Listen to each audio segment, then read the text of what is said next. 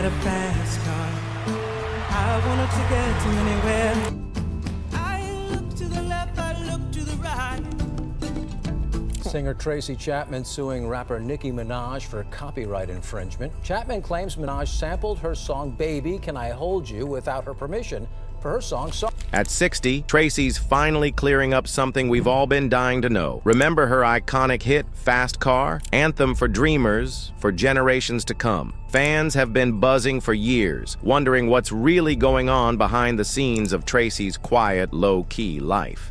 Tracy Chapman grew up in Cleveland, Ohio, with her mom holding it down after her parents split. Life wasn't exactly easy, but her mom saw how into music she was and got her a ukulele before she could even spell it. By the time she was a kid, Tracy was already out here playing guitar and coming up with her own songs. She once joked that watching Hee Haw might have been what gave her the idea to pick up a guitar in the first place. Growing up wasn't easy, though. Tracy dealt with bullying and some seriously harsh stuff, but she stayed focused. She came from a Baptist family, but ended up going to an Episcopal high school through a program that helped her land a spot at a good school in Connecticut. Later, she headed to Tufts University to study anthropology, but music stayed her thing. She played in public spots like Harvard Square and even on subway platforms, putting her heart into her songs. She let the college radio station play her music, and her big moment came when a friend hooked her up with Elektra Records, where she finally scored a deal.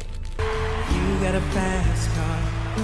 I wanted to get to anywhere. Tracy's never been comfortable with all the fame that came her way. Over the years, fans noticed she stayed pretty low-key, avoiding interviews and keeping herself out of the spotlight. Some people thought she was ungrateful for her success. Others figured she was just all about the music, not the fame. So, what happened to Tracy Chapman? Tracy opened up in a rare chat with the Irish Times while working on her greatest hits album. She cleared up that nothing dramatic caused her to pull back from music. It was just that the whole celebrity thing never sat well with her. Being in the public eye and all that attention? Yeah, it was never my thing, Tracy said. She added that while her life kinda set her up for a music career, her shy side made the fame part harder to deal with. Tracy shared how much she's always loved books and poetry, saying she practically lived in the public library as a kid. Music was also huge in her house. Her mom and sister sang, and there was always some kind of music playing. But despite her passion for music, Tracy admitted she's never been the type to chase the spotlight. "I've got this shy side,"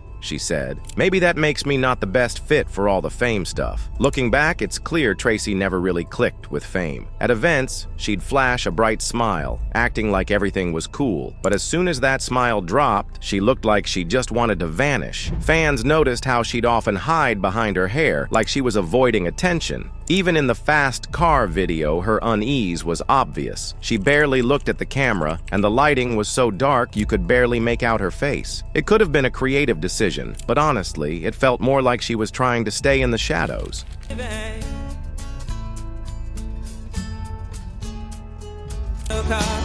From the moment you saw her, you thought what? Because there seemed to be an instant attraction. It was her.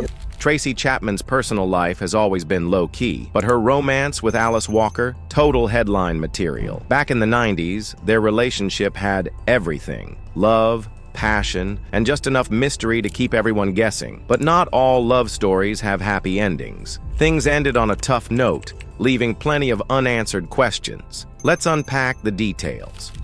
I like how you described the beginning of the relationship. You said it was a first kiss that lasted. Alice Walker, who was Tracy's partner back in the day, is best known for the color purple. But trust, she's written plenty of other amazing books too. She grew up in the Deep South, one of 8 kids in a hard-working sharecropper family. Life wasn't easy for Alice. When she was a kid, her brother accidentally hit her in the eye with a BB gun. To protect him from getting in trouble, she made up a story about what happened. By the time the truth came out, it was too late. She lost vision in that eye. Tracy and Alice were a thing for 2 years, and during that time, Tracy went on tour and left Alice with a black Labrador as a little gift. Alice later wrote about their early days together in her journal. One entry recalled a dinner Tracy had at her place. Tracy showed up in jeans and boots, bringing a homemade coffee cake. They had pasta and salad and just talked for hours. 2 weeks. Well, I think love can be that way.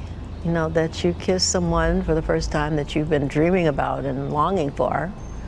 And the kiss just goes on forever. 2 weeks, 2 years. Alice later spilled the details about their time together in her book, Gathering Blossoms Under Fire. Despite the 20-year age gap, they had a deep connection. But Tracy? She's always kept her personal life on the low. She doesn't do interviews about her relationships, and the only way she subtly addressed their breakup was through a song. Alice was asked why she kept things hush-hush with Tracy. Alice just smiled and said, "It might have seemed quiet to you, but that's because you weren't around us." She went on, "It was amazing, delicious, lovely, and totally wonderful. I was head over heels in love with her, but it wasn't anyone's business but ours." Okay, now let's get into the messy part, the breakup. Alice Walker has a daughter, Rebecca, who's in her 50s now. Rebecca's married, with a kid, and she's written a few books about her life. She's been pretty open about feeling neglected and unloved by her mom growing up. But here's the twist. Rebecca says her mom, Alice, started seeing Tracy Chapman, someone Rebecca had been close to.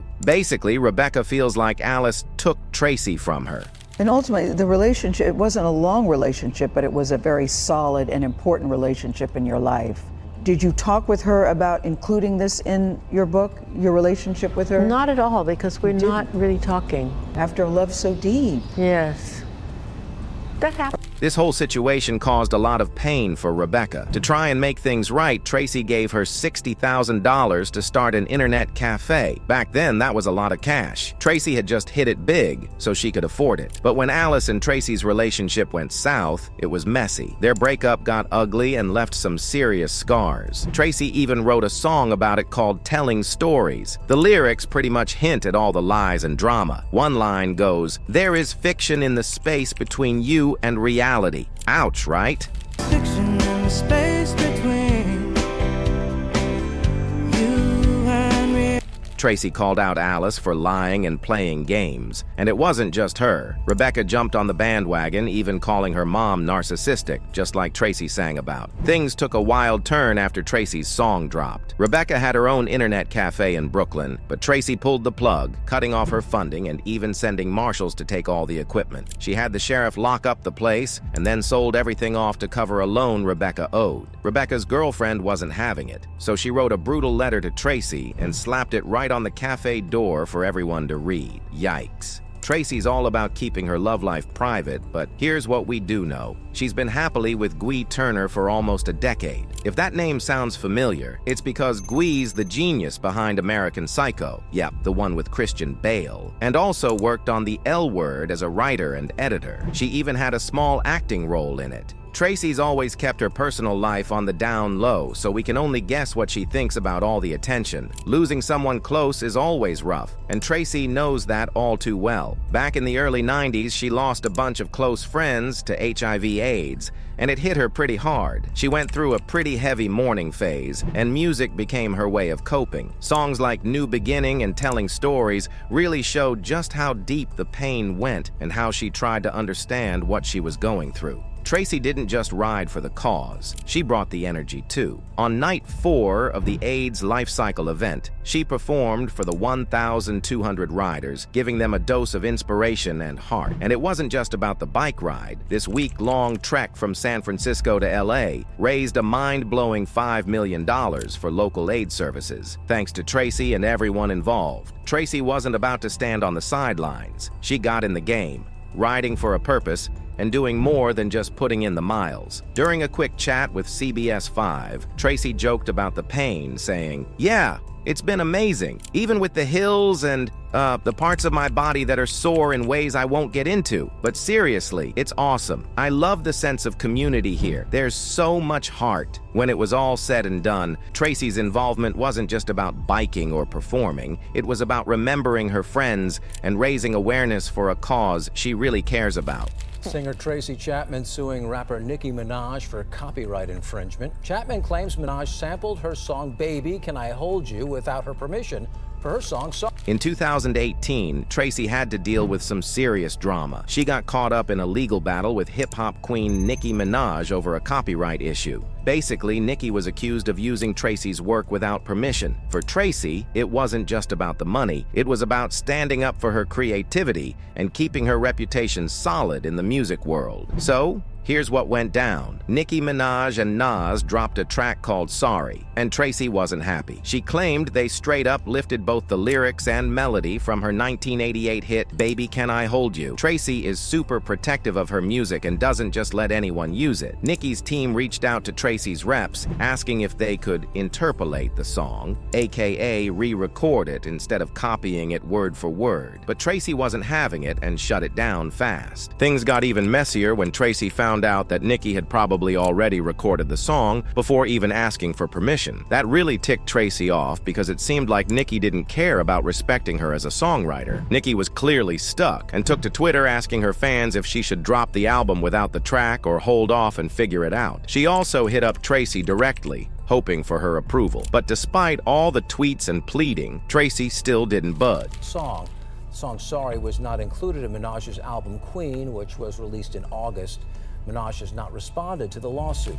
In the end, Nicki decided to scrap Sorry from her album Queen, but the drama wasn't over. The song leaked online and even got played on the radio by DJ Funkmaster Flex in New York. That's when Tracy was like, okay, enough's enough, and filed a lawsuit against Nicki. By 2021, the whole thing got settled out of court. Nicki ended up paying Tracy a cool $450,000, which helped avoid a lengthy trial. While Tracy got paid, it was also a stark reminder of how easily artists can have their rights trampled in the music biz.